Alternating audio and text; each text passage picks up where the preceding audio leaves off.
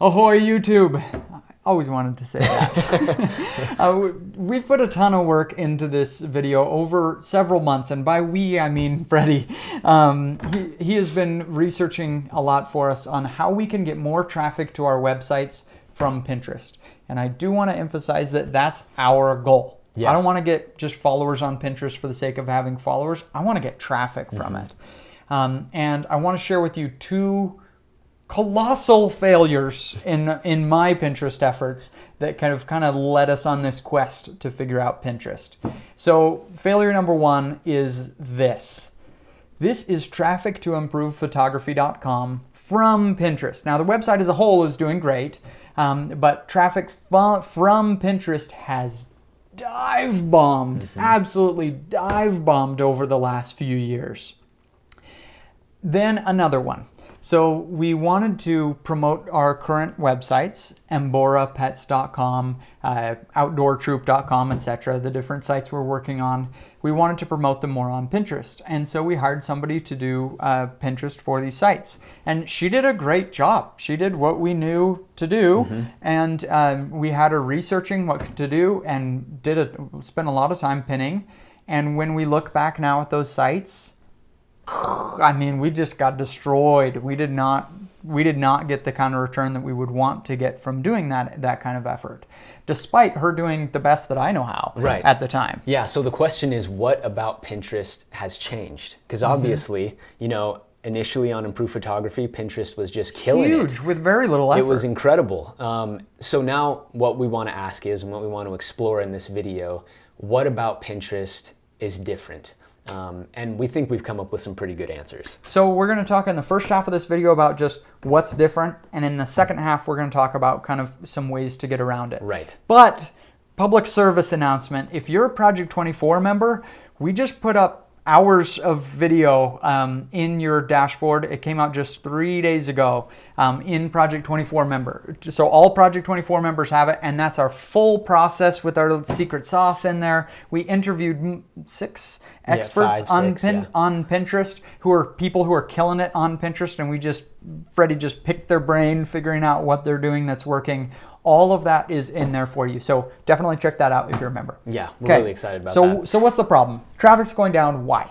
So if you look at all of the big tech companies, the YouTubes, the Instagrams, Facebooks, and Pinterest, they are making money now from ads. And so they don't want you to leave the platform, because the way ads work, obviously, the people who see them for longer, that's where they make their money. And so Pinterest doesn't want you to leave the platform. That's the number one problem that we're seeing. Yeah, so when you go to your Pinterest, and if all the pins are advertising blog posts, and you're constantly bouncing off Pinterest to go to somebody's blog, they aren't making nearly as much money. They might make twice as much or more from you from that session of you on the screen if you stay on Pinterest. So look at this. This is my personal Pinterest. Like, this isn't a cherry-picked example. Like, I just pulled up Pinterest, right? Look at this screen and look at the pins that have text on them. All of them are promoted pins. They're people who paid. It's an ad that have text on it, because if it has text, it's going to say, oh, there's more value at the blog post, you need to click it, right? If it's just a standalone picture, then we don't, you just enjoy it on Pinterest and you scroll on, right?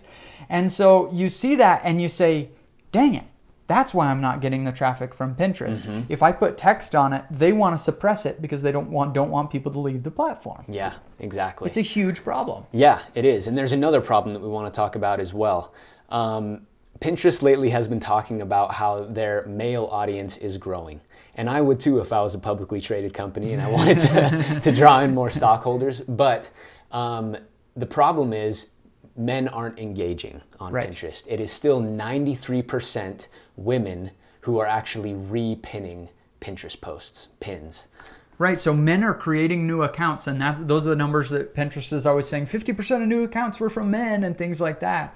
But when you look at the repins, the people actually using it, the men are jumping on and leaving. They're not engaging nearly as much as women, which makes me worry about myself because I use Pinterest a lot. You're in the minority, my friend. So yeah, with that, that means that there are specific niches that are going to do generally a lot better than others. Our company, we make websites on campers, on, let's see, what else? Outdoors, shooting, things like that. Yeah, exactly. So it's generally manly things that people might be posting a little bit on Pinterest. You know, we're not going to say that women aren't into camping and outdoors and that stuff, but generally the niches that we have seen do really well are home decor, our mommy blogs, our travel, finance, recipes, home design. Exactly. So don't draw a stereotypical box around your audience. Obviously, women have all kinds of interests just like men do. Yeah. But at the same time, it's difficult. You're going to have a hard time as a marketer if you're ignoring your demographic. Mm-hmm. And so you have to keep in mind what the demographic of Pinterest is. And it could be that you're just in a niche that's going to be tough. It's going to be an uphill battle to get that traffic from Pinterest. A lot of the people teaching Pinterest courses, I feel like, are kind of ignoring this and saying, no, anybody can be successful. And in the end, I'm kind of like, sorta, is kind of how I feel about it. Yeah, just for a little bit of further proof, we're not being totally subjective about this. When I was trying to get some information about Pinterest, we're in a Facebook group that's specifically for AdThrive members. They're an ad network that are awesome, and everyone in that group, or almost everyone, has over 100,000 page views on their blogs. So successful bloggers. I created a post that said, is anyone who's not in one of the typical Pinterest niches succeeding on Pinterest to get traffic to their site? Because he wanted to interview him and find out more. Right, exactly. And no one commented, no one liked. And this is a group that is usually very, very active. Yeah, people want to help each other. People want to show off their expertise. No one had any in this case. So really it is, I think, a ubiquitous problem. Okay, so there are all kinds of problems with Pinterest and getting the traffic from it. But we want to do what we can to get around it, right? We want to use this to our benefit. We want it to make our blog succeed. And so we want to share with you a couple key takeaways that we have found for getting around it. Mm-hmm. The first one is Tailwind Tribes. So I mentioned that when I go onto my Pinterest, I see like almost nothing with text on the pins, right? They're just the promoted ones. When I open my wife's Pinterest account, she has text all over the pins, mm-hmm. all over the pins from places that aren't promoting their pins. And I said, well, what in the world? I mean, it's too big of a difference to not notice. Yeah. And the difference is I don't follow hardly anybody on Pinterest. I don't like have 30 Pinterest friends that I want to see all their pins. I'm not like following a bunch of boards. I use Pinterest as a search engine. Mm-hmm. And my wife and many active Pinterest users, very active Pinterest users, are using it more like social media. And so because they have their friends pinning things, it's showing up on their feed, even though Pinterest doesn't like it because it may be encouraging people to leave. Right. And so the way to get around the biggest problem on Pinterest is Tailwind Tribes. Tailwind is software that you use for scheduling out your posts, so you don't have to get on Pinterest 3 times a day to pin stuff. You can make your pins and have it repin it constantly all over the place, like you would use with a Twitter bot kind of thing. And everybody's using, if you're a Pinterest marketer, you're using Tailwind. It is the software. Yeah. We do have an affiliate link if you want to check it out in incomeschool.com/Tailwind. You'd be a very cool person for going through it, but however you get it, it doesn't really matter. It's software that kind of everybody's using.